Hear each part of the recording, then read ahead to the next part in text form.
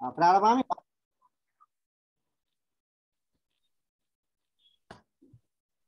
प्रारभामि वा एवम् एवं तर्हि वैदिकं लौकिकं संस्कृत वाङ्मयम् हिन्द्यापि व्याख्यानं कर्तुं शक्नुवन्ति, यतोहि आयुर्वेदस्य छात्राः अपि अत्र सम्बद्धाः भवन्ति, अतः तेषामपि अवगमनाय यथा स्यात्।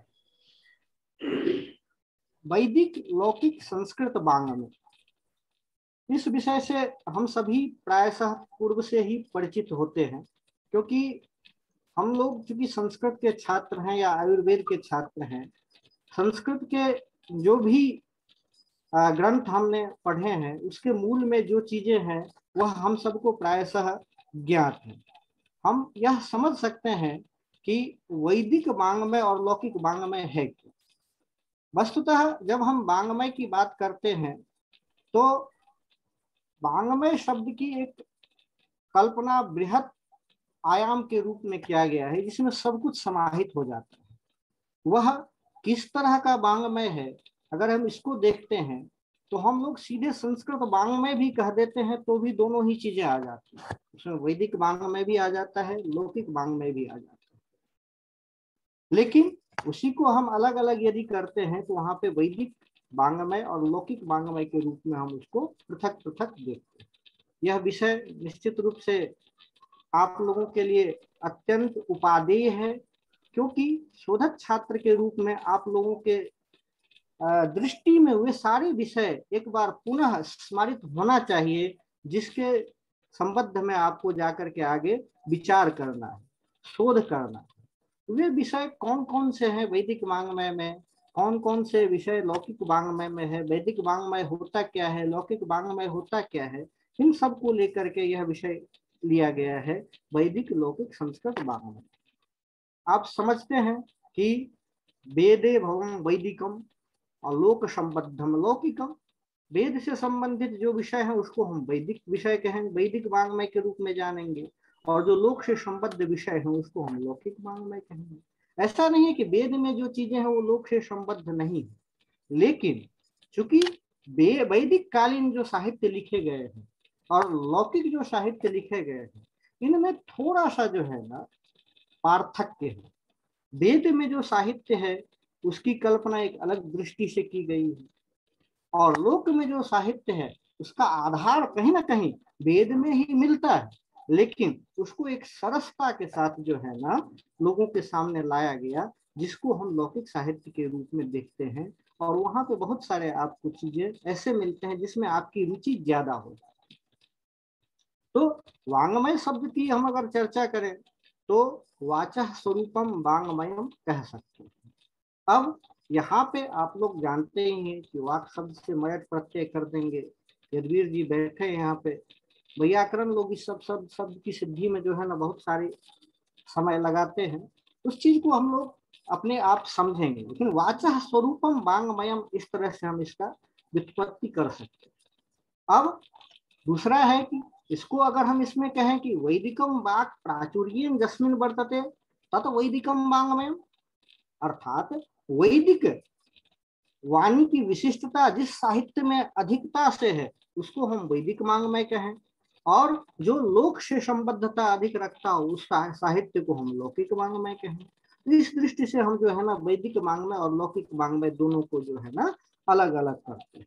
तो इसमें दो विषय हमने देखा। पहला विषय था, हमने पूर्ण रूप से एक विषय जो लिया उसमें वैदिक लौकिक संस्कृत वाङ्मय हम इस दृष्टि से किया, उसको अलग अलग किया तो वैदिक वाङ्मय अलग हो गया और लौकिक वाङ्मय अलग अलग हो गया। मेरी ध्वनि सबको सुनाई पड़ रही है ना? किसी प्रकार की बाधा तो नहीं है? नहीं नहीं आचार्य जी, एकदम स्पष्ट है। ठीक है, कहीं कोई दिक्कत हो तो जरूर सूचित करिएगा। जो विषय अगर नहीं समझ में आए उसको भी सूचित करिएगा। वो अंतिम में होगा आचार्य जी, अंतिम में जिससे नहीं समझ में आएगा वो अंतिम में पूछेगा। जी ठीक है।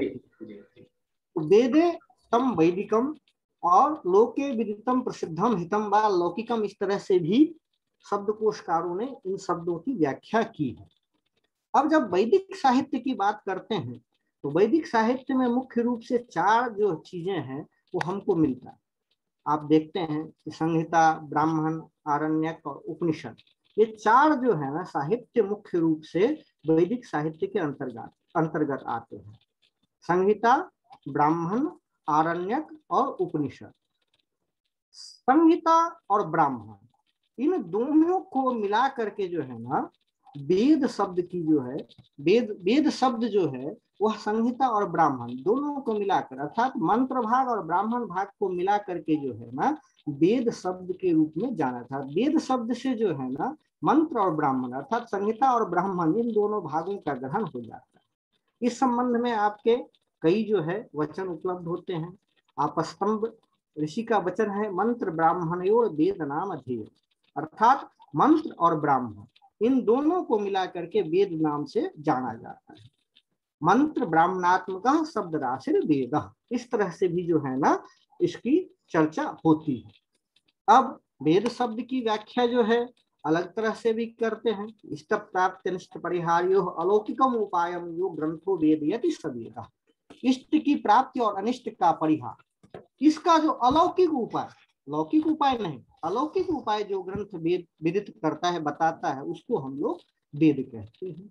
और वेद में जो बातें निहित है वो हम लोगों के जो है ना इष्ट की प्राप्ति के लिए और अनिष्ट के परिहार के लिए है। ऐसी कल्पना भी परिभाषा में वेद शब्द की करते हैं। वेद शब्द की सिद्धि में आप जो है ना वेद धातु चार तरह से हैं, उन चारों अर्थों में जो है ना आप वेद शब्द की सिद्धि कर सकते हैं। वो चार अर्थों से है, इसके लिए कारिका बहुत ही प्रसिद्ध है। सप्तायाम विद्यते ज्ञाने बिनते व्यक्ति विचारणे बिंदते बिंदति प्राप्तो शनमुक्षणम शेषिदम क्रमा। वस्तुतः यह व्याकरण की कारिका है, उसी तरह से इसको बनाया गया। विद धातु सप्ता अर्थ में है और उससे जब शन प्रत्यय करते हैं तो जो है अर्थ होता है विद्यते, अर्थात सत्ताम गृह्णाति वस्तु अनेन इति वेद, अर्थात जिस चीज से जो है ना वस्तु की सत्ता का ज्ञान हो जाए। वस्तु का तात्पर्य यहाँ पे जो है ना ईश्वर से भी कर सकते हैं, जो परम तत्व है उससे भी जो है हम लोग करते हैं।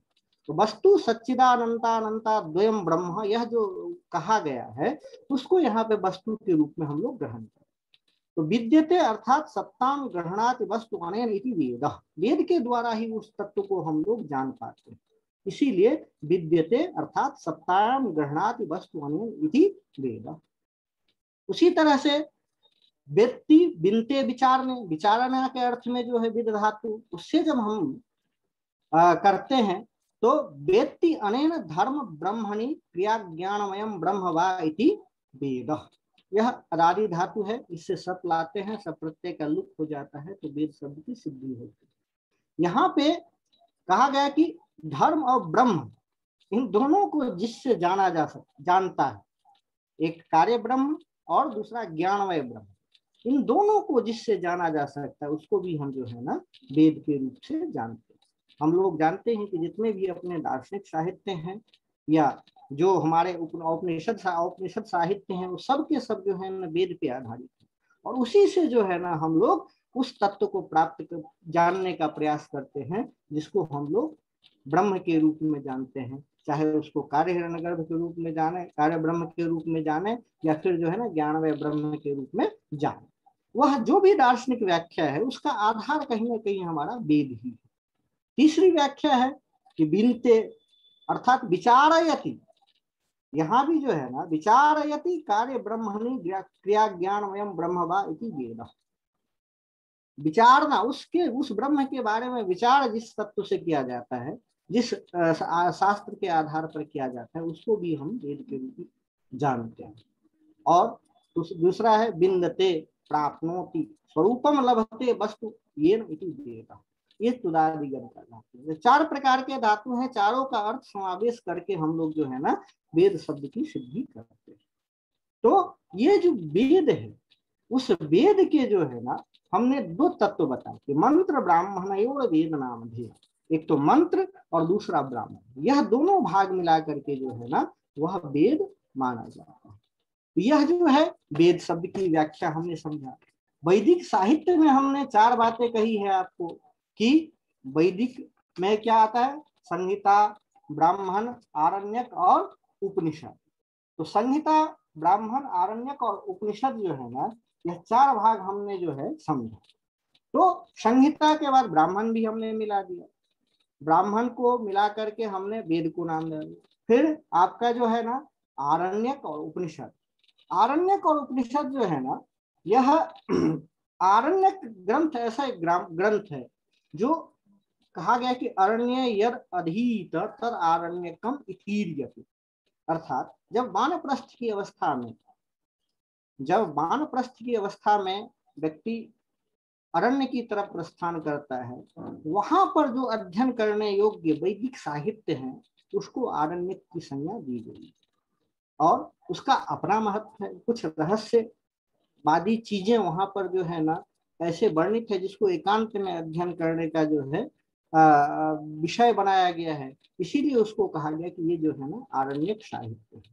और फिर आपका जो है अंतिम ग्रंथ आता है, जो अंतिम साहित्य वैदिक साहित्य के रूप में है, वह आपका उपनिषद साहित्य है।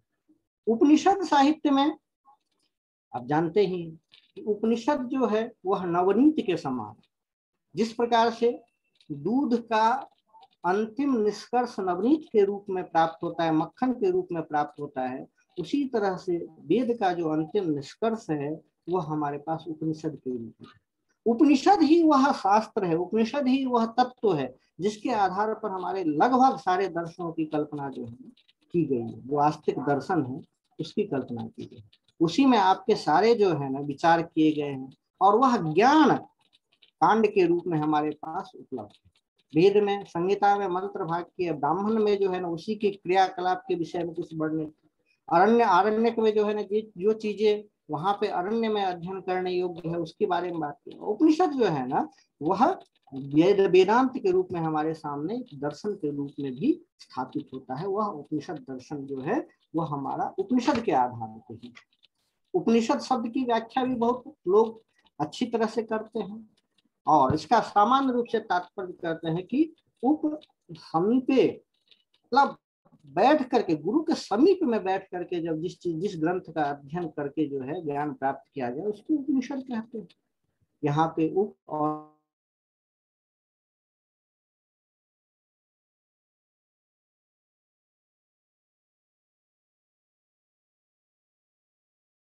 नाश, अवसादन का अर्थ होता है शिथिल करना और गति का अर्थ होता है ज्ञान या प्राप्ति। तो ये जो है ना तीनों अर्थ का वहां भी हम लोग समावेश करते हैं। विसरण का यदि हम नाश अर्थ करते हैं तो वहां पर अर्थ होगा जो भवचक्र का नाश करता, अर्थात जो ये उत्पत्ति बिना, मतलब जन्म मरण का चक्र जो है उसका नाश जिस ग्रंथ के अध्ययन के बाद, जिस ज्ञान के प्राप्ति के बाद हो जाए उसको हम जो है ना उपनिषद कहते हैं। अवसादन कहेंगे किसको? शिथिल कर देना, अर्थात अविद्या को जो शिथिल कर देता है, अज्ञान को जो शिथिल कर देता है, उस ग्रंथ को हम उपनिषद कह सकते हैं। और गति या ज्ञान या प्राप्ति के अर्थ में जब हम उपनिषद को देते हैं तो कहते हैं कि जो ग्रंथ हमें ब्रह्म की प्राप्ति करा देती है उस ग्रंथ को हम उपनिषद कहते हैं।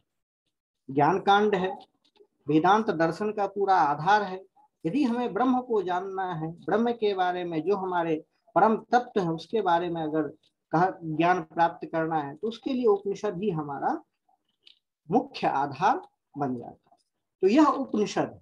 अब उपनिषद के विषय में कितने हैं ये सब आप लोग जानते हैं, बहुत सारी संख्याएं हैं, लेकिन प्राचीन रूप से जो है ना 13 उपनिषद की बात की जाती है, उसमें भी 10 जो है ना वह मुख्य है। ईश, केन, कठ, प्रश्न, मुंड, मांडुक्य, मुंडक, मांडुक्य, तैत्तिरीय, ऐत्रेय, छांदोग्य, बृहदारण्यक, ये जो 10 हैं ये मुख्य हैं। साथ ही कौशिकी, श्वेताश्वतर और मैत्रायणी, इस 3 को मिला करके 13 जो उपनिषद ग्रंथ है, 13 जो उपनिषद है, इसको प्राचीन उपनिषद माना जाता है।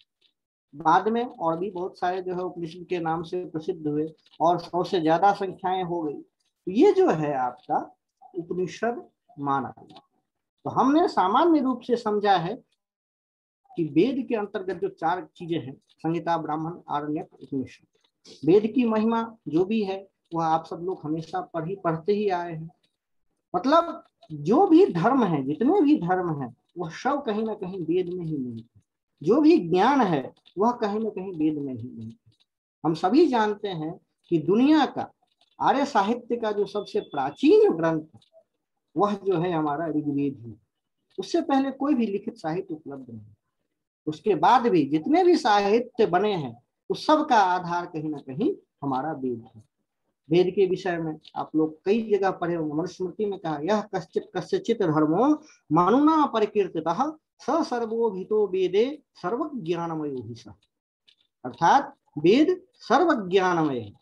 जो भी किसी प्रकार के जितने भी धर्म सूत्र हो, धर्म शास्त्र हो, जो भी बने हैं उसका कहीं ना कहीं आधार बीज जो है वह आपका वेद में ही है। इसीलिए वेद के विषय में बहुत अच्छे से कहा गया कि वेद में सदाभ्यस्ये तपस्तप्यन्द्विजोत्तमः वेदाभ्यासो हि विप्रस्य तपः परं निहुच्यते। और योनधित द्विजो विप्रः द्विजो वेदम अन्यत्र कुरुते श्रमम सजीवन्नेव शूद्रत्वमासु गच्छति स्थानवयः। ये सब प्रशंसा वाक्य जो है ना आपका वेद के विषय में था। वेद से ही हमारे साहित्य जो है ना वह आगे बढ़े। तो ये चीजें जो है ना वेद के विषय में हम, लेकिन जब वेद से आगे थोड़ा सा बढ़ते हैं तो हमारा जो है ना वह वेदांग आ जाता है।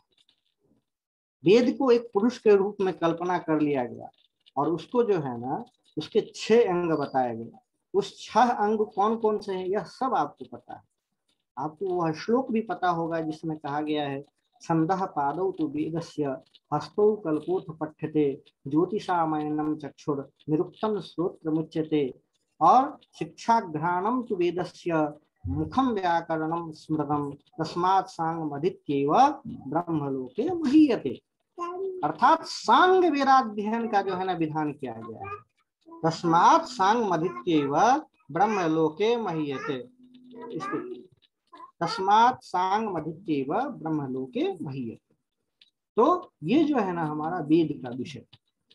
उसमें छंदः पादौ तु वेदस्य, छंदः पादौ तु वेदस्य, छंद जो है ना उसको पाद के रूप में कल्पना की गई। हस्तौ कल्पोथ पठ्यते, कल्प को जो है ना हस्त के रूप में कल्पना की गई। फिर ज्योतिष को जो है ना चक्षु के रूप में, ज्योतिषामयनम चक्षु, और निरुक्त को श्रोत्र के रूप में जो है कल्पना की गई। शिक्षा घ्राणम तु वेदस्य, शिक्षा को घ्राण के रूप में, और मुखम व्याकरणम स्मृतम, व्याकरण को जो है ना मुख के रूप में कल्पना की गई। यह जो है ना आपका वेद के विषय में सारी कल्पना है। अब इन वेदांगों को जब हम देखते हैं तो उद्देश्य जो है इस वेदांग का क्या था कि वेद का अर्थबोध कराना, जो है वेदों का सही उच्चारण करवाना, वेदों का याज्ञिक प्रयोग सही से किस प्रकार से हो, इसके लिए जो है ना इन वेदांगों की कल्पना की गई। तो वेदों का अर्थबोध जो है कराने के लिए जो हमारे 2 अंग उपलब्ध होते हैं उसको हम व्याकरण और निरुक्त के नाम से जानते हैं। व्याकरण के द्वारा प्रकृत प्रत्यय आदि का परिचय कराया गया, निरुक्त के द्वारा जो है ना पदों का निर्वचन किया गया। इन दोनों के माध्यम से वेद का जो है ना अर्थबोध होता है। यह एक उद्देश्य जो है ना हमारा व्याकरण और निरुक्त के माध्यम से पूरा। फिर शिक्षा और छंद, इसके माध्यम से उच्चारण, वेदों का उच्चारण किस प्रकार से है। कई जो ऋचाएं हैं वो छंदोबद्ध हैं, उसकी भी चर्चा करेंगे हम छंद के विषय में। तो वह शिक्षा के द्वारा किस प्रकार से जो है ना कि कहाँ पे जोड़ दे के उच्चारण, किसका बलाघात कहाँ हो, किस तरह का प्रयत्न वहां पे लगना चाहिए, उच्चारण स्थान कौन सा होना चाहिए, ये सारी बातें, किस प्रकार का पाठ हो, यह बातें जो है ना शिक्षा के माध्यम से वहां पे। फिर वेद का याज्ञिक प्रयोग जो है ना कल्प और ज्योतिष के माध्यम, ज्योतिष के द्वारा काल निर्धारण करके फिर कल्प के द्वारा किस प्रकार का क्रियाकलाप किस तरह से हो, यह जो है ना वेद के विषय में। ये चीजें जो है ना हमारा वहां पे वेद के विषय में बताया। अब ये वेदांग जो हमने 6 बताए हैं उसमें शिक्षा नाम का जो वेदांग है उसके बारे में कहा गया है कि वर्ण स्वरादिच्चारण प्रकारो यत्रोपदिश्यते सा शिक्षा, कि वर्ण स्वर आदि का उच्चारण प्रकार जहाँ पे उपदेश किया जाता है उसको हम शिक्षा कहते हैं। अथवा इसको इस तरह से भी कह सकते हैं कि तत्तर वर्णानाम स्थान प्रयत्नोच्चारणादि क्रम प्रदर्शको ग्रंथ विशेषण, उन वर्णों का स्थान प्रयत्न उच्चारण आदि का जो क्रम प्रदर्शक ग्रंथ विशेष है उसको शिक्षा कहते हैं। ध्यान दीजिएगा, शिक्षा के बारे में हम लोग केवल यही समझते हैं कि शिक्षा विद्योपादान धातु से शिक्षा बन गया। यहाँ पे शिक्षा का तात्पर्य कुछ अलग है।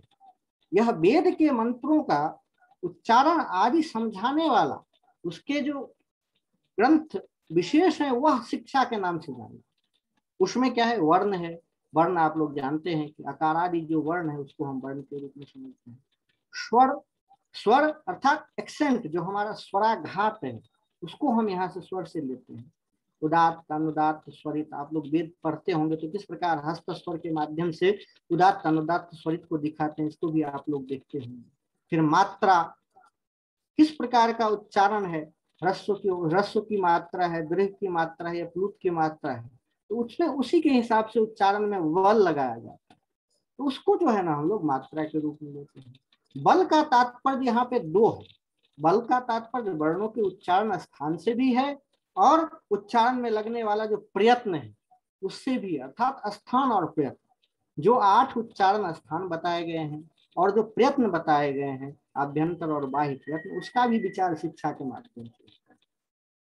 फिर साम, अर्थात साम का तात्पर्य यहाँ है कि दोष से रहित और गुण सहित जो उच्चारण है उसको हम यहाँ साम पद से कहेंगे। आप लोग सुने होंगे कि पढ़ने का क्या प्रकार होना चाहिए। कोई भी पाठ करते हैं उसके लिए जो है हम लोग क्या कहते हैं, गीति शीघ्री शिरः कंपी तथा यथा लिखित पाठक, ये सब क्या है, अधम पाठक के लक्षण। इसको जो है ना अधम पाठक का लक्षण है, जो गा करके पढ़े, शीघ्रता से पढ़े, सिर हिलाते हुए पढ़े, जैसा लिखा है, चाहे शुद्ध लिखा है या अशुद्ध लिखा है, किताब में लिखा है इसलिए पढ़ रहे हैं, तो यथा लिखित पाठ का ये सब जो है ना दोष है। इसका विचार हमें पाठक के रूप में करना चाहिए। वेद पाठ करते समय इसका विचार करना चाहिए। फिर कौन है पाठक के और अच्छे गुण क्या है, तो माधुर्य अक्षर व्यक्ति ही पदच्छेदस्तु सुस्वर धैर्यम लय समर्थन च सदेते सदेते पाठका।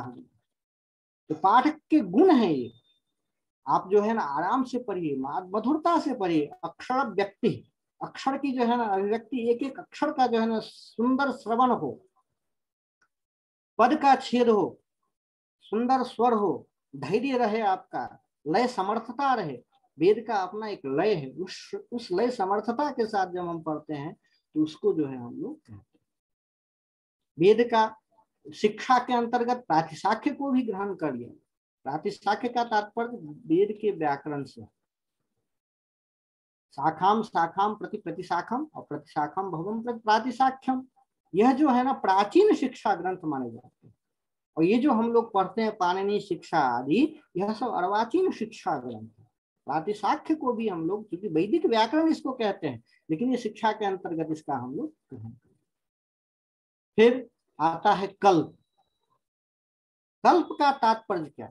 कल्प भी हम लोग सुनते आते हैं कि कल्प के कई अर्थ होते हैं, लेकिन कल्प का तात्पर्य जब हम वैदिक संबद्ध में करते हैं, वैदिक प्रकरण में करते हैं, तो उसका तात्पर्य होता है कि केशाम मंत्राणाम कुत्र प्रयोग इति प्रयोग क्रम कल्पकः आपस्तंबादि मुनि प्रणीतो ग्रंथादि विशेष। अर्थात किस मंत्र का कहाँ प्रयोग हो, इस प्रयोग की कल्पना करने वाला जो आपस्तंबादि मुनि के द्वारा प्रणीत ग्रंथ विशेष है, उसको हम कल्प कहते हैं। कल्प की व्याख्या के अंतर्गत हम देखेंगे कि कल्प के अंतर्गत जो है ना सूत्र साहित्य की कल्पना की गई। सूत्र साहित्य जितने भी हमारे उसमें है, जैसे स्रोत सूत्र हैं, गृह सूत्र हैं, धर्म सूत्र हैं, शुल्ब सूत्र है, ये सारे के सारे जो है ना कल्प के अंतर्गत आते हैं। ये आपका जो है कल्प है।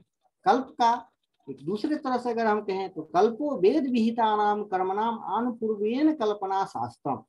जो वेद विहित हमारे कर्म है उसका आनुपूर्वेन, कौन सा कर्म कब हो, उसके बाद कौन सा कर्म हो, इसकी कल्पना जिस शास्त्र में की गई है उसको हम कल्प कहते हैं। और उसी में आप जब स्रोत सूत्र के बात कहते हैं तो श्रुति विहित कर्म कांड का व्यवस्थित विवरण जो है, वेद में जो विहित कर्म कांड है उसका विहित विवरण, इसमें जो है स्रोत याग वगैरह का जो है ना वर्णन किया जाएगा। 8 प्रकार के स्रोत याग होते हैं, उसी प्रकार से 8 प्रकार के दूसरे तरह के याग होते हैं। ये सब जो है आप जब अंदर में जाकर के इन चीजों को पढ़ेंगे तो समझ में आएगा। लेकिन स्रोत सूत्र का तात्पर्य है कि श्रुति विहित जो कर्मकांड है उसका व्यवस्थित विवरण आपको स्रोत सूत्र के माध्यम से मिलता है। गृह सूत्र है, गृह सूत्र का तात्पर्य होता है कि गार्हस्थ जीवन के जितने भी यज्ञ अनुष्ठान संस्कार आदि है, उन सब का, गृहस्थ जीवन के जितने भी है, उसमें पंच महाभूत यज्ञ भी हम लोग कह सकते हैं, देव यज्ञ, ऋषि यज्ञ, ये सब जितने भी पंच अतिथि यज्ञ कौन कौन से होते हैं, ये पांचों महायज्ञ का वर्णन इसी में आपको मिल जाएगा। अनुष्ठान जो हम लोग करते हैं उसका वर्णन इसमें मिल जाएगा। संस्कारों का विधान जो है इसमें आपको मिल जाएगा। फिर धर्मसूत्र आता है। धर्मसूत्र में भी सामाजिक जीवन के जितने नियम है, क्रियाकलाप हैं, आचार विचार हैं, इन सब का वर्णन आपको धर्मसूत्र के रूप में मिलता है। और शुल्ब सूत्र जो है आपका, वह शुल्ब सूत्र हमारे जो है भारतीय ज्यामिति जो है उसका रेखा गणित का आधार हमारा शुल्ब सूत्र ही है। यज्ञ वेदिका का निर्माण कैसा हो, किस प्रकार से हो। आप सब सुनते होंगे कि पाइथागोरस का थ्योरम, पाइथागोरस का थ्योरम जो है वह शुल्ब सूत्र में ही निहित है। बोधायन का प्रमेय इसको कहिए तो ज्यादा अच्छा, क्योंकि बोधायन ने इस बात को पहले ही सिद्ध कर दिया था शुल्ब सूत्र में, जो बाद में पाइथागोरस ने समझ करके बताया। ये हमारी गलती रही कि हम उस टाइम इसको इतना प्रचार प्रसार नहीं कर सके, इसीलिए बोधायन प्रमेय के नाम से यह प्रसिद्ध नहीं हुआ और पाइथागोरस थ्योरम के रूप से आज हम लोग जानते हैं और हमारे बच्चे भी इसको पढ़ते हैं। ये जो है ना आपके कल्प के ग्रंथ, जो वेदांग में कल्प है उसकी कल्पना हम इस रूप में समझते हैं। फिर व्याकरण है। व्याकरण के विषय में आप सब जानते हैं, कुछ ना कुछ जो भी विषय आप पढ़े होंगे तो व्याकरण आप जानते ही होंगे। पदों का विचार, प्रकृत प्रत्यय इत्यादि जो है ना इसमें किया जाता है। और व्याक्रियन्ते व्युत्पाद्यन्ते शब्दाः अनेन इति व्याकरणम्, अनुशिष्यन्ते अपशब्देभ्यो विविच्य कथ्यन्ते साधु शब्दाः अनेन इति व्याकरणम्। उस व्याकरण का भी जो है ना 5 प्रयोजन महाभाष्यकार ने बताया। रक्षोहागम लघु संदेह प्रयोजन, उसमें भी देखिए तो रक्षार्थम वेदानाम अध्ययन व्याकरण, वेद की रक्षा के लिए जो है ना व्याकरण का अध्ययन पहला ही प्रयोजन है। वेद की रक्षा ही मुख्य रूप से, इसीलिए मुखम व्याकरण स्मृतम कहा है। और मुख्य प्रयोजन जो है ना वहां पे पहला जो है उसमें रक्षा के रूप में कहा कि रक्षार्थम वेदानाम अध्ययन व्याकरण। ऊह करने के लिए, तर्क करने के लिए, प्रकृत प्रत्यय विवेचन विभक्ति आदि का जो है ना स्वयं तर्क कर लें। नहीं, ब्राह्मणे निष्कारणो धर्म संगो वेदो अध्येयोग्यश्च। अब वो वेद किस प्रकार से शुद्धता से अध्ययन किया जाए, इसलिए वेद का अध्ययन करना चाहिए। ये सारे प्रयोजन जो है ना वहां पे वेद के रक्षा के लिए ही व्याकरण की संगति वहां भी बताई। तो वह व्याकरण एक अंग के रूप में है। निरुक्त भी एक बहुत महत्वपूर्ण अंग है। निरुक्त के विषय में आप जब देखते हैं तो कहता है कि वैदिक शब्दानाम अर्थात निर्वचनात्मको यास्क मुनि प्रणीतो ग्रंथ विशेषः। इस वैदिक शब्दों के अर्थ निर्वचन के लिए तो व्युत्पत्ति होती है और एक निर्वचन होता है। व्युत्पत्ति में प्रकृत प्रत्यय की कल्पना जो है ना करके उसी तरह से संगति बिठाई जाती है। लेकिन निर्वचन में क्या होता है कि निर्वचन में उस शब्द का जिस अर्थ, जिस धातु के अर्थ के साथ साम्यता होता है उसके साथ एक जो है ना निर्वचन कर दिया जाता है और वह प्रामाणिक रूप से जो है ना किया जाता है। ऐसा जो ग्रंथ है वह निरुक्त ग्रंथ आपको, इसीलिए यास्क ने स्वयं कहा है कि अथापि मंत्रेण मंत्रेषु अर्थ प्रत्ययो न विद्यते, अर्थात निरुक्त के बिना जो है ना मंत्रों का अर्थ प्रत्यय अर्थात अर्थ ज्ञान कभी भी संभव नहीं हो सकता। इसीलिए निरुक्त की जो है ना आवश्यकता। निरुक्त आप जानते ही हैं कि निरुक्त में जो है 2 भाग इसको हम मानते हैं, एक निघंटु वाला भाग और दूसरा जो है निरुक्त भाग। निघंटु क्या है? निघंटु वैदिक शब्दों का संकलन है। जितने वैदिक शब्द हैं उसका संकलन जो है निघंटु के रूप में जाना जाता है और निरुक्त जो है उन्हीं शब्दों की व्याख्या है। अर्थात निघंटु में जो वैदिक शब्द संकलित हुए थे उन्हीं शब्दों की व्याख्या के रूप में निरुक्त है। अब निरुक्त में कितने कांड है? 3 कांड है और 14 अध्याय। उसमें पहला कांड जो नैघंटुक कांड है उसमें 1 से 3 अध्याय के रूप में निरुक्त की व्याख्या आपको मिल जाएगी। फिर नैगम कांड में 4 से 6 अध्याय, 3 अध्याय इसमें भी है। फिर दैवत कांड है उसमें 7 से 12 अध्याय के रूप में आपको 6 अध्याय मिलते हैं और 2 परिशिष्ट अध्याय। कहा जाता है जो निघंटु था उसमें 3 कांड, उसको भी नैघंटुक कांड, नैगम कांड और दैवत कांड, और उसके जो है ना व्याख्या के रूप में निरुक्त में आपके जो है ना 14 अध्याय। निघंटु और निरुक्त, ये जो है ना हमने समझ लिया। वस्तुतः निरुक्त के रूप में हम लोग जानते हैं, लेकिन निरुक्त निघंटु और निरुक्त के रूप में हम लोग इसको विभाजित करके समझ सकते हैं। अब जो अगला हमारा अंग है वह है छंद। छंद का तात्पर्य होता है कि देखिए वेद के जो ऋचाएं हैं उसमें बहुत सारी ऋचाएं छंदोबद्ध, उसका यति गति, वहां मात्रा विवेचन, अक्षर विन्यास किस प्रकार से हो, इसके लिए छंद शास्त्र की परिकल्पना की। और बाद में वही छंद शास्त्र जो है ना लौकिक साहित्य में जब आप चर्चा करेंगे तो वहां पे भी बहुत सारे छंद, मात्रिक, वार्णिक, ये सब जो है ना आपको मिलते जाएंगे। लेकिन पहले वेद में इस चीज की कल्पना की गई। वहां कहा गया कि वैदिकांश लौकिकांश च वाक्य विशेष, वैदिकान लौकिकांश च वाक्य विशेषान आद विराम आदि व्यवस्थापनेन छंदयति नियमयति छंद। अर्थात लौकिक वैदिक वाक्य विशेष को, वाक्य विशेष का तात्पर्य वहां पे जो पद्यबद्ध है या छंदबद्ध है, जो वाक्य विशेष है उनको पाद विराम आदि की व्यवस्था से, यति गति की व्यवस्था से छंदयति अर्थात नियमयति, जो नियम करता है, नियम बनाता है, ऐसा पिंगल आदि मुनि के द्वारा प्रणीत जो ग्रंथ विशेष है उसको हम छंद के रूप में जानते हैं। तो यह जो है ना छद धातु से जब अशुन प्रत्यय करते हैं तो इसका छंद शब्द सिद्ध होता है। इसके दोनों अर्थ होते हैं, तो नियमन करना, आच्छादित करना, इसके कहीं स्तुति करना अर्थ भी लिया गया। तो कहा गया कि छंद जो है ना वेद का एक आवरण है और इनसे स्तुतियां की जाती है। यह हमारा छंद है। इसमें बहुत सारे छंद हैं, गायत्री, अनुष्टुप, पंक्ति, उष्णिक, बृहति, त्रिष्टुप, जगति, अति जगति, सक्वरी, अति सक्वरी, अष्टि, अत्यष्ट, धृति, अति धृति, कृति, प्रकृति, आकृति, विकृति, संकृति, अतिकृति, उत्कृति, ये सब जो है ना 24 अक्षर से शुरू होते हैं और उसके आगे 4-4 अक्षर से बढ़ते जाते हैं और इस तरह से जो है ना ये छंद बनते हैं। ये हमारा जो है ना छंद है। हमने देखा किस प्रकार से जो है ना वेद के अंग में छंद का जो है महत्व। फिर आपका ज्योतिष, जिसे हम ज्योतिष शास्त्र के रूप में जानते हैं, ये ज्योतिष शास्त्र जो है ना वह वेदांग ज्योतिष के रूप में पहले लग्धाचार्य के द्वारा मिलता है। लग्धाचार्य के द्वारा जो वेदांग ज्योतिष है वह 2 पाठ में विभक्त है। पहले पाठ में 43 श्लोक मिलते हैं, दूसरे पाठ में 36 श्लोक मिलते हैं। और इसके लिए कहा गया ज्योतिष के लिए कि सूर्य चंद्रादि ज्योतिर द्वारा तत्त वेद शास्त्रादि विहित कर्मानुष्ठान काल निर्णय इष्टानिष्ट फल प्रदर्शको ग्रंथ विशेष। सूर्य चंद्र आदि के ज्योति के द्वारा जो ग्रह नक्षत्र है उसके माध्यम से जो वेद कल्पना करके एक कैलकुलेशन करके जो अच्छा मुहूर्त है उसमें वेद शास्त्र आदि विहित जो कर्म है, अनुष्ठान है, उसका काल निर्णय करना, फल प्रदर्शन करना जिस ग्रंथ में है या जिस शास्त्र में, उसको हम ज्योतिष के रूप में जानते हैं। तो ये जो है ना ज्योतिष है। अब ज्योतिष शास्त्र के अलावा ये तो 6 अंग हमने आपको बता दिए। इस 6 अंग के अलावा भी वेद के जो है ना कुछ साहित्य हैं जिसको हम लोग अनुक्रमणी साहित्य के रूप में जानते हैं। अनुक्रमणी साहित्य जो होता है वह भी वेद की रक्षा के हेतु ही बनाया गया।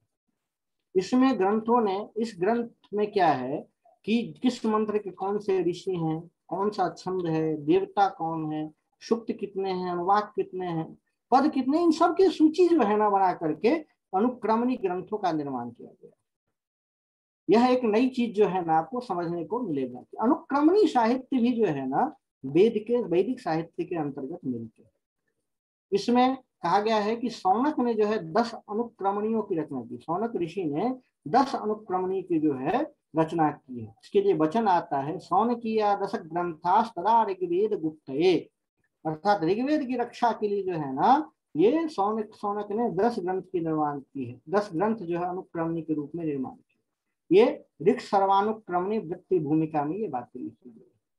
ये अनुक्रमणी ग्रंथ है, जैसे आर्षानुक्रमणी है, छंदोनुक्रमणी है, देवतानुक्रमणी है, बृहद देवता आदि है। यह सब मुख्य है। इसमें बृहद देवता जो है ना इसका बहुत ही विशिष्ट स्थान है। इस बृहद देवता में जो है ना बहुत सारी चीजें अच्छी लिखी गई है और इसका जो है ना अनुक्रमणी साहित्य के रूप में मुख्य रूप से विशिष्ट विवेचन किया जाता है। ये तो जो है ना आपका अनुक्रमणी साहित्य हुआ। अनुक्रमणी साहित्य के बाद अब हमने समझ लिया यहाँ पर कि वैदिक साहित्य क्या होता है।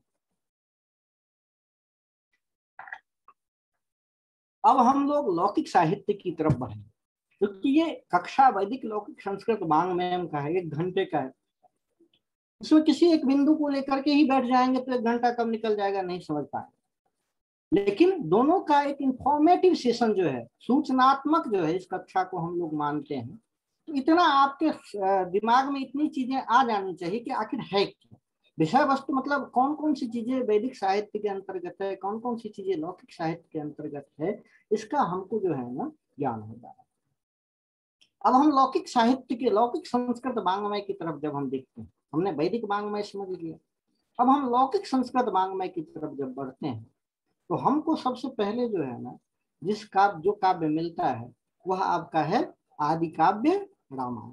महर्षि वाल्मीकि द्वारा विरचित जो आदि काव्य रामायण है, वही हमारा जो है लौकिक साहित्य का सर्वप्रथम ग्रंथ माना जाता है। और इसीलिए उनको आदि कवि भी कहते हैं। आदि कवि के रूप में महर्षि वाल्मीकि इसीलिए जाने जाते हैं। आप जानते ही महर्षि वाल्मीकि की कथा जो भी है आप जानते होंगे। और जब उन्होंने उस क्रौंच मिथुन को देखा और उनके मुख से अचानक मां निषाद प्रतिष्ठाम त्वमगमः शाश्वती समाह यत् क्रौंच मिथुनादेकम अवधि काम मोहितम, इस रूप में वह निकला। ब्रह्मा जी का आदेश हुआ और उन्होंने जो है ना वो शोकः श्लोकत्वम् आगता, वो जो हृदय में शोक था उस श्लोकत्व का अर्थात श्लोक के रूप में परिणत हो गया। और वहीं से जो है ना वह कहा गया कि जो लौकिक साहित्य उसका पहला श्लोक ही जो है ना वह मां निषाद प्रतिष्ठाम त्वमगमः शाश्वती समाह, और वह शोक ही जो है ना श्लोक का रूप लेकर के आगे बढ़ा। तो बाद में जो है ना आदि काव्य की रचना वाल्मीकि रामायण उपजीव्य, रामायण और महाभारत ये दोनों ही उपजीव्य महाकाव्य के रूप में हम लोगों का जितने भी लौकिक साहित्य हैं उसका मिलता है। आप देखेंगे कि जितने भी साहित्य उसका आधार कहीं ना कहीं आपको रामायण और महाभारत में मिल जाती है। रामायण के विषय में बहुत सारी जानकारी आपके पास होगी ही। वहीं से जो है ना आप जानते हैं कि 24,000 श्लोक हैं, उसमें जो है ना बहुत सारे छंदों का प्रयोग हुआ है, 7 कांड है। ये सब बातें इंफॉर्मेटिव है, आप लोग जो है ना उसको समझ लीजिए, उसको समझ लीजिए। रामायण पढ़ने का एक अवसर मिले तो पढ़िए उसको। इतने सुंदर छोटे छोटे श्लोक में अनुष्टुप छंद में जो है ना वर्णन, इतना बढ़िया आपको काव्य कभी कोई और नहीं मिलेगा। आदि काव्य है तो उस आदि काव्य की मतलब गरिमा को बरकरार रखने वाला हमेशा आज तक जो है ना, जब से उसकी रचना हुई तब से आज तक वो पूज्य है। और मुझे लग रहा है कालजयी काव्य की यही एक लक्षण होते हैं जो तीनों काल में जो है बराबर महत्व धारण करते हैं। ऐसे महाकाव्य रामायण और महाभारत, इसके अलावा भी कई रामायण ग्रंथ जो है ना मिलते हैं।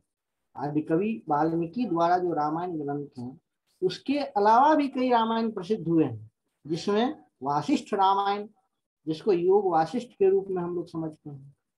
योग वासिष्ठ में क्या है कि वशिष्ठ ऋषि को जो है, वशिष्ठ ऋषि ने जो राम को दिए गए थे आध्यात्मिक उपदेश उन सब का संकलन है।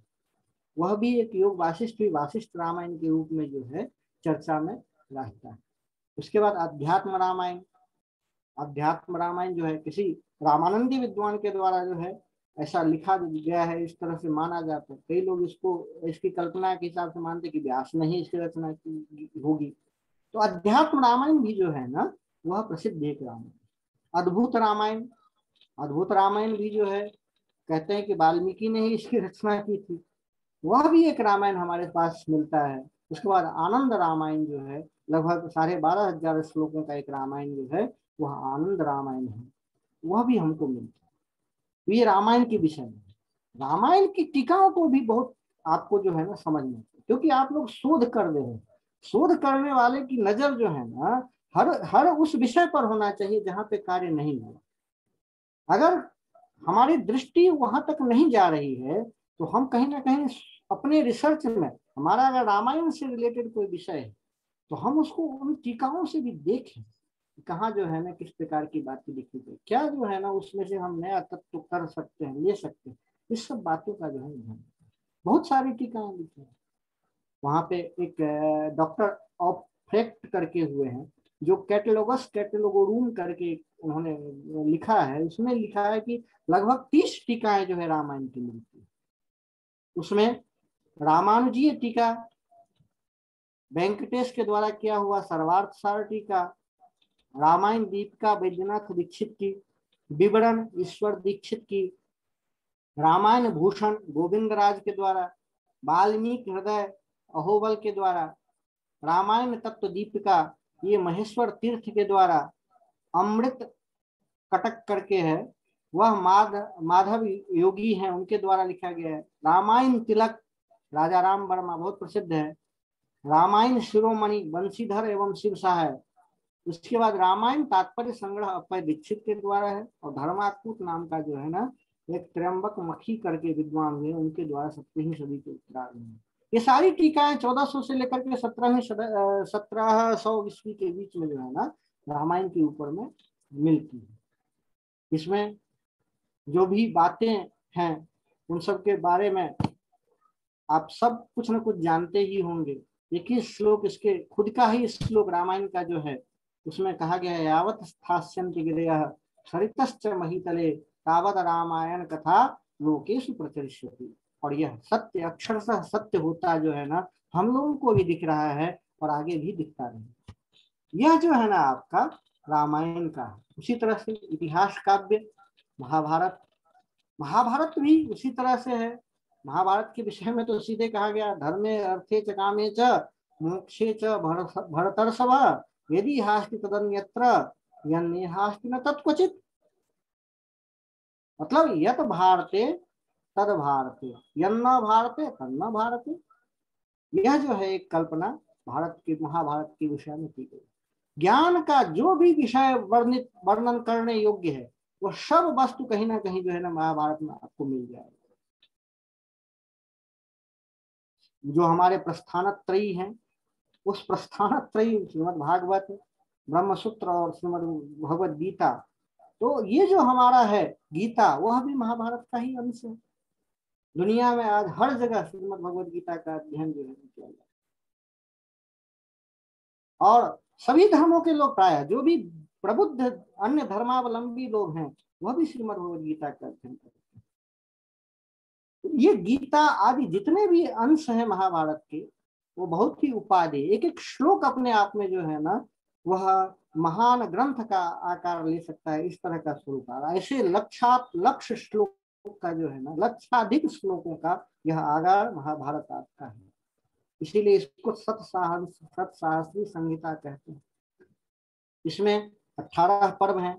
आदि पर्व, सभा पर्व, वन, विराट, उद्योग, भीष्म, द्रोण, कर्ण, शल्य, सौप्तिक, स्त्री, शांति, अनुशासन, अष्टवेदिक, आश्रम वार्षिक, मौसल, महाप्रस्थानिक और स्वर्गारोहण, ये 18 पर्व जो है ना इसमें है। इसमें अगर देखें तो आकार की दृष्टि से सबसे जो महत्वपूर्ण, सबसे जो बड़ा पर्व है वह शांति पर्व है। लगभग 14,000 श्लोक इसमें मिलते हैं।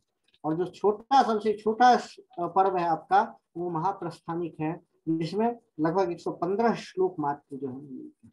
इसका परिशिष्ट आपको हरिवंश के रूप में मिलता है। तो यह जो है ना आपका महाभारत। इसके विकास के जो 3 चरण हैं वह भी आप लोग जानते ही होंगे। जय, मैं केवल स्मरण करा रहा हूं, मैं कोई ऐसा विषय विवेचन नहीं कर रहा हूं, कोई शास्त्रीय तत्व की व्याख्या यहाँ पे नहीं चल रही। यह एक कक्षा इस तरह का है जिसमें आपको मैं बार बार कर रहा हूँ कि सूचनाएं जो है ना आपको वैदिक संस्कृत मांगना और लौकिक संस्कृत मांगने से संबंधित जो महत्वपूर्ण सूचनाएं हैं वो एक बार आपको स्मारित करवाना, कि स्मरण आ जाए कि ये चीजें जो है ना हमारे लिए द्रष्टव्य है। हमारे शोध के दौरान जो चीजें अगर यहाँ से मिलती है तो ये चीजें कौन कौन सी होगी, कहाँ कहाँ हम विचरण कर सकते हैं, कहाँ कहाँ ग्रंथों का आलोडन कर सकते हैं, किस प्रकार का जो है ना किस प्रकार की हमारी दृष्टि होनी चाहिए, इसको खोलना ही इस कक्षा का उद्देश्य है। वास्तव तो आप पढ़े ही हैं, जो भी विषय आप पढ़े हैं उसमें आप अपना जो है ना ज्ञान रखते हैं। तो जय, भारत और महाभारत, यह जो 3 क्रम है उसमें पहले क्रम में 8800 श्लोक मिलता है, भारत में 24,000 श्लोक पहुंच जाता है और महाभारत में 1 लाख से अधिक का जो है। इसीलिए कहा महत्वात् भारवत्वाच्च महाभारत व्युत्पत्ति। यह तो जो है ना आपका हमारा जो आदि के 2 महाकाव्य हैं रामायण और महाभारत, इसके विषय में हमने समझा। उसके बाद जो साहित्य हमें उपलब्ध होता है वह हमारा है पुराण साहित्य। पुराण साहित्य जो है ना, यह भी बहुत महत्वपूर्ण है। इसके लिए कहा गया ये प्राचीन धार्मिक साहित्य है। इसका भी अंतिम संपादन व्यास मुनि द्वारा ही किया गया है। इसको कई बार जो है ना वेद के साथ ही गिना जाता है। अथर्व वेद में इसके लिए कहा गया कि ऋचा सामान्य छंदांसी पुराणम यजुशास। पुराण को भी इसमें जोड़ करके जो है ना, पुराण को वेद के रूप में भी जो है कल्पना की गई। शतपथ ब्राह्मण में पुराण को वेद ही कह दिया गया। तो मतलब तात्पर्य है कि पुराण की कल्पना क्यों हुई होगी, इसके विषय में मैं कहीं पढ़ रहा था, तो उसमें लिखा कि जो संभावना है कि वैदिक युग के जो प्राचीन आख्यान थे उनका संकलन करने के लिए एक पृथक साहित्य का भेद जन्म हुआ, और वही साहित्य जो है पुराण के रूप में जो वैदिक आख्यान वगैरह थे उसका विशद आकार देकर के रोचक ढंग से प्रस्तुतिकरण करने के लिए जो एक साहित्य का जन्म हुआ, वह साहित्य जो है वह पुराण साहित्य के रूप में जाना गया। इसीलिए कहा गया छांदोग्योपनिषद में भी कहा गया कि इतिहास पुराणम पंचमम वेदानाम वेदम। और बृहदारण्यकोपनिषद में कहा गया है कि अस्य महतो भूतस्य निःश्वसितम एतत् ऋग्वेदो यजुर्वेदः सामवेदो अथर्वांगिरसः इतिहासः पुराणम। मतलब यह भी ईश्वर के द्वारा ही कहीं ना कहीं निश्वसित रूप में मान लिया गया। तो जिस प्रकार से जो है पुराण का एक महत्व है उसको हम लोग समझते हैं। और आप जानते ही हैं कि वेद का अर्थ अगर हमें पल्लवित करना है, वेद के अर्थों को आगे बढ़ाना है, तो उसके लिए इतिहास और पुराण दोनों का जो है वो ग्रंथन अर्थात आलोड़न आवश्यक है। उसी के द्वारा ही हम जो है वेद का अर्थ करें। महाभारत में कहा गया इतिहास पुराणाभ्याम वेदार्थम गृह्णायेत। तो ये चीजें पुराण के विषय में हम लोग समझ सकते हैं। इसको इस रूप में भी कह सकते हैं कि वेदों का जो क्लिष्ट कर्मकांड है उसको और रोचक बनाने के लिए जिस प्रकार से चार साहित्य का आविर्भाव हुआ, उसमें एक इतिहास था, एक पुराण था, एक गाथा था और एक नाराशंसी। तो इतिहास जो है ना, इस शब्द का अर्थ प्राचीन समय में क्या था कि प्राचीन तथा शाश्वत व्यवस्था के अर्थ में इसको प्रयुक्त करते थे। इतिहास शब्द का प्रयोग प्राचीन शाश्वत व्यवस्था के रूप में प्रयुक्त होता है। जैसे अथर्व वेद के रूप में विराट ब्रह्म की कल्पना की गई, ज्येष्ठ ब्रह्म की कल्पना की गई, ये सब जो है ना इतिहास के अंतर्गत आते। पुराण के अंतर्गत जो है पुराण शब्द का प्रयोग वहां पे जो पुरावृत्त थे या पुरातत्व से संबद्ध सृष्टि प्रलय भूगोल आकाश मंडल आदि के विवरण थे उसके लिए किया जाता था।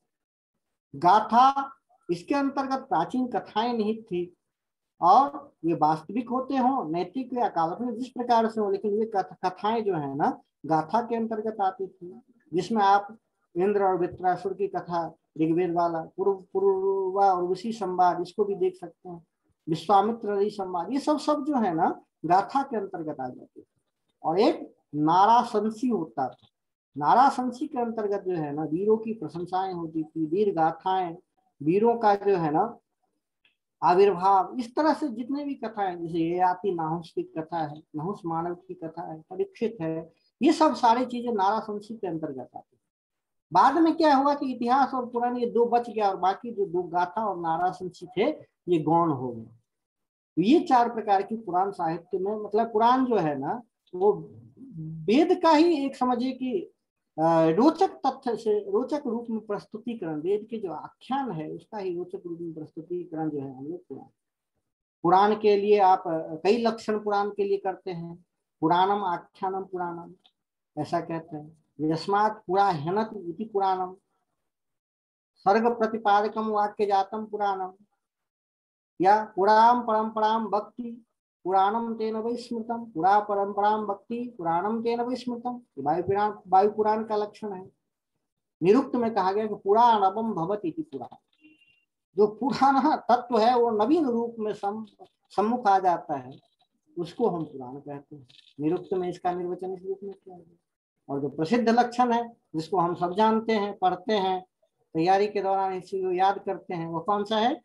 सर्गश्च प्रतिसर्गश्च वंशो मनवंतराणि च वंशानुचरितम चैव पुराणम पंचलक्षण। ये 5 प्रकार के चीजों से युक्त जो होता है उसको हम पुराण कहते हैं।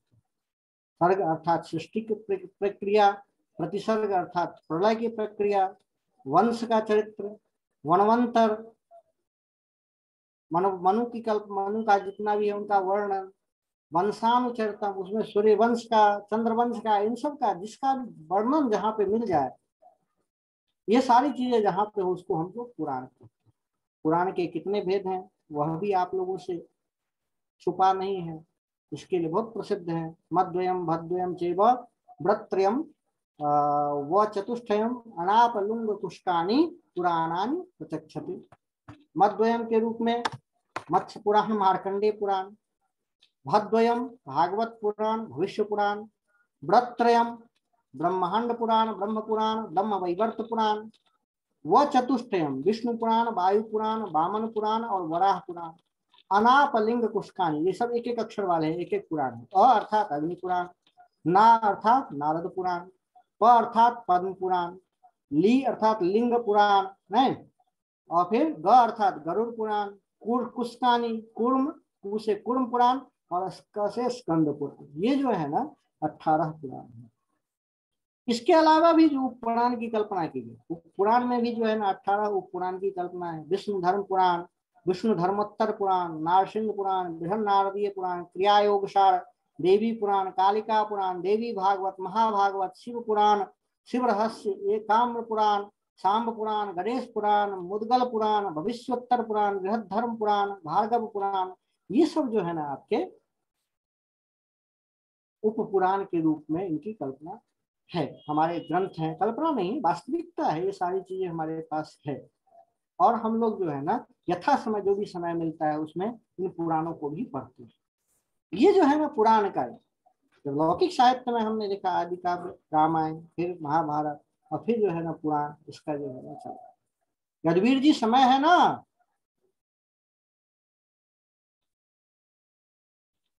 अभी समय है ना आप लोगों में से उपसंहार कर दीजिए। हाँ, उसके बाद चूंकि विषय थोड़ा बृहद था तो उसके रूप में बहुत सारी बातें हैं, हमने जो मुख्य बातें थी उसको लिया। उसके बाद आपका महाकाव्य की परंपरा है। महाकाव्य में जो है ना आप जानते ही हैं बहुत सारे महाकाव्य हैं। जो 5 महाकाव्य आप जानते हैं, रघुवंश, कुमार संभव, किरातार्जुनी, शिशुपाल वध, नैषधि चरित, ये तो है ही। बाकी विकास काल के महाकाव्य देखते हैं, उसमें कालिदास, अश्वघोष, भारवी, भट्टी, कुमारदास, माघ, ये सब आते हैं। अब कर्ष काल के महाकाव्य देखेंगे तो शिव स्वामी, रत्नाकर, अभिनंद, क्षेमेंद्र, मंख, इन सबको जो है ना उसमें गिना गया है। ऐतिहासिक महाकाव्य में पद्मगुप्त है, बिल्हन है, कलहन है और अन्य बहुत सारे महाकाव्य वाले हैं, जिसमें सोमपाल विलास है, पृथ्वीराज विजय है, कुमारपाल चरित है, कीर्ति कौमुदी है, सुकृत संकीर्तन है, बसंत विलास है, मथुरा विजय, हम्मीर महाकाव्य, राठौर वंश महाकाव्य, कर्नाट राज तरंगिणी, ये सब जो है ना आपके महाकाव्य के उसमें आते हैं। गीति काव्य है, गीति काव्य में आप जानते हैं जो ज्ञानुकूल हो उसको हम लोग गीत काव्य रूप में लेते हैं। प्रसिद्ध है मेघदूतम है, अमृत शतकम है, गीत गोविंदम है, गाथा सप्तशती है, घटकर्पर काव्य है, शतकत्रय जो भर्तृहरि का है उसको हम लोग इसमें रख सकते हैं। स्तोत्र काव्य है, स्तोत्र काव्य भी जो है उसमें आ सकते हैं। तो गद्य के भी 2 भेद किए गए, कथा आख्यायिका, कथा और आख्यायिका के जो है ना अपने अपने स्वरूप हैं। हर्षचरित को हम लोग आख्यायिका के रूप में देखते हैं बाणभट्ट के, वही कादम्बरी को कथा के रूप में देखते हैं। चंपू काव्य ऐसा काव्य है जो गद्य और पद्य दोनों का मिश्रित रूप हो, उसको हम लोग जो है चंपू काव्य के रूप में कहते हैं। तो ये सारी चीजें जो है ना आपको मिलता है। बहुत सारे चंपू काव्य आपको मिलेंगे, जिसको आप लोग जब कभी कोई इतिहास की किताब लीजिएगा तो उसमें सारा सूची भी मिल जाएगा, सब कुछ जो है ना आपको मिल जाएगा। लोक कथा और नीति कथा की बहुत सारी साहित्य लिखी गई है लौकिक साहित्य में। बृहद कथा है आपका, उसमें कथा सरित सागर है, पंचतंत्र, हितोपदेश, जातक माला आदि जितने भी सुख सप्तशती है, वेताल पंचविंशति है, ये सब है। नाटक की बात करेंगे तो नाटक में आप जानते हैं कि नाटक के लिए तो कहा जगराह ऋग्वेदम, जगराह पाठम ऋग्वेदा, इस तरह से मतलब चारों चीजों को लेकर के उसको नाटक की कल्पना की गई। तो नाटक को वेदा नाम पंचम वेद कहा गया, इस तरह से नाटक की कल्पना की गई। और उसमें तो प्रसिद्ध आपका जो अभिज्ञान शाकुंतलम है, उसके विषय में तो गेटे जैसे लोग कहते हैं कि स्वर्ग और पृथ्वी लोक, तीनों लोकों का यदि एक जगह कहीं सुख प्राप्त करना हो तो कुछ भी मत करो, केवल अभिज्ञान शाकुंतलम को पढ़ लो, उसी से तुमको जो है तीनों लोकों का सुख प्राप्त हो जाएगा।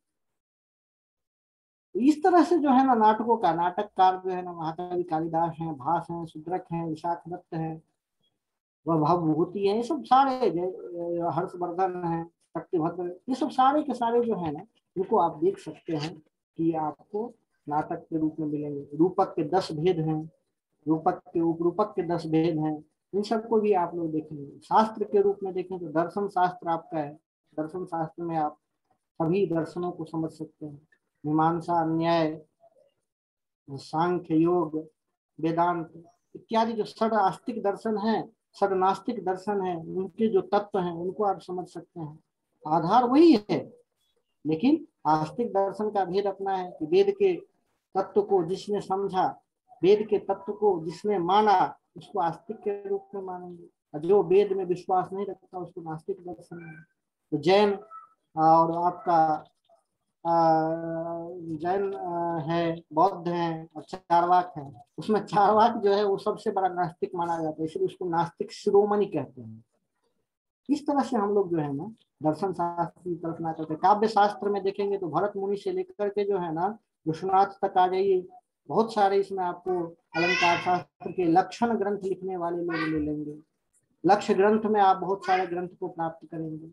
ये सारे विषय जो है ना आपके नजर में है, केवल मैं स्मरण करवा रहा हूँ कि आपको ये चीज देखना है, वहां से आपको वस्तु मिलेंगे, विषय मिलेगा, उसी के आधार पर आप सिनॉप्सिस लिखेंगे, उसी के आधार पर आप शोध करेंगे, और आपको जो है समझ में आएगा कि संसार में जो है संस्कृत साहित्य जो है, संस्कृत वाङ्मय से बड़ा साहित्य वास्तव में कोई नहीं है। ऐसा क्यों कहा जाता है? 3 करोड़ से अधिक पांडुलिपियां इसके हैं। अभी तो कई ऐसे पांडुलिपियां जो सूचीबद्ध भी नहीं हुए हैं, अनुवाद की तो बात छोड़िए, और उसका जो है ये सारी चीजें हैं। तो मैं समझता हूँ कि बहुत सारी बातें और कहने के लिए बची हुई है, लेकिन समय की सीमा देखते हुए, और मैं फिर से एक बार अपने आदरणीय मित्र रणवीर ब्रह्मचारी जी का धन्यवाद ज्ञापन करता हूँ कि इस तरह का सुअवसर मुझे प्रदान किया आपने, और आप जैसे प्रबुद्ध शोध छात्रों से हमारा जो है मुलाकात हुई, हम आपके साथ कुछ कहे, तो मैं समझता हूँ कि आज की कक्षा यही पूर्ण की जाती है। बाकी रणवीर जी कुछ प्रश्न वगैरह हो तो ले लिया जाए। हरिओम। शोधार्थियों को यदि कुछ संदेह हो तो पूछ सकते हैं, कहीं कुछ सुनने में सुनाई ना पड़ा हो नेटवर्क की बाधा से, तो पूछ सकते हैं। वो हैंड रेस करेंगे तो मैं उन्हें अनम्यूट कर दूंगा। तो सबको अनम्यूट करने पर फिर वो मार्केट हो जाता है, सब्जी